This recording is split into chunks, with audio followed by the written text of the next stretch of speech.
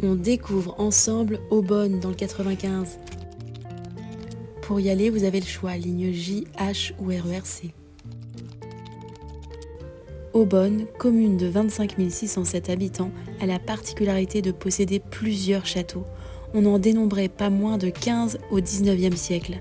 Ce patrimoine riche permet une promenade hors du temps dans un cadre verdoyant.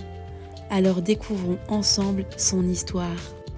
Aubonne, avant d'être la ville que l'on connaît aujourd'hui, est un site habité depuis l'époque celtique.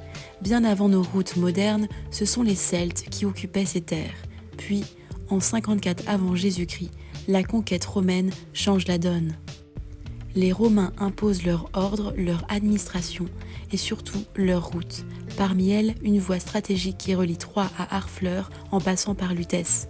Ce tracé passe par ce qui est aujourd'hui Aubonne et subsiste encore sous le nom de chaussée Jules César. C'est aussi à cette époque que le nom du lieu commence à apparaître. On parle d'abord de aqua puta, qu'on pourrait traduire par eau purifiée, une référence directe aux nombreuses sources, rues et étangs qui sillonnent le territoire. Plus tard, un autre nom est mentionné, aqua bona, qui signifie bonne eau, sans doute plus flatteur à l'oreille que puta. Ce nom va peu à peu s'imposer jusqu'à donner le nom que l'on connaît aujourd'hui. Au XIe siècle, la ville passe sous le contrôle de l'une des plus puissantes familles de la région, les Montmorency.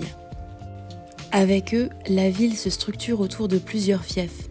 Mais parmi ces notables, seuls les seigneurs de la cour Charles et de Fromont auront le privilège dès 1510 de porter le titre de seigneur d'Aubonne. Et lorsque la grande lignée des Montmorency s'éteint, ce sont les princes de Condé qui prennent le relais. Les seigneurs d'Aubonne leur jurent fidélité et l'histoire continue de s'écrire sous l'influence noble.